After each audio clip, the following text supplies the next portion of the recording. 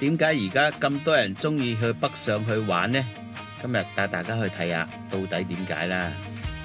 首先，佢有無窮嘅高速公路可以享受到自駕嘅樂趣，亦都有啲有特色嘅渡輪喺度，你哋可以坐下呢啲咁嘅渡輪，感受一下水鄉嘅特色。當然啦，綠色嘅田野係呢啲喺城市入邊當然係好難揾得到噶啦。睇下啲農民喺度耕作施肥，呢啲亦都係一種樂趣嚟噶。而家啲後生仔可能真係未見過咩叫田園，你哋就可以喺度感受得到噶啦。果園雞一隻隻喺度食住啲水果長大嘅，你話佢啲肉好唔好食啦？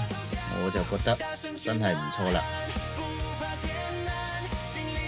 你睇下，隻隻都肥屍大隻咁樣，真係睇見都流口水啊！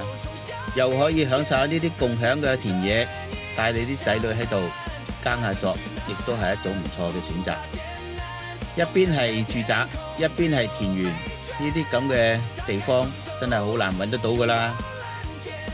古舊嘅村落帶住好濃烈嘅鄉村味道，同時亦都可以令到人哋覺得好似返到去80、90年代咁樣。呢啲咁嘅氛圍感真係而家極少地方見得到。地攤嘅市集、街市，你可以享受呢度買到呢啲咁平價嘅嘢。有陣時一種快樂係真係唔需要花好多錢嘅，帶住你啲仔女喺度踩下單車，喺度望下風景，行下路，睇下呢啲沿岸嘅特色，亦都係一種唔錯嘅。釣下魚，睇下日落，散下步，喺度共享下天倫嘅聚餐。你哋有冇試過啊？行下呢啲咁嘅商場，感受下呢啲咁嘅人氣，亦都可以喺度飲杯嘢，或者你可以喺度食埋你嘅晚餐，體會下呢度各式各樣嘅特色美食，你就會覺得點解會鍾意北上㗎啦。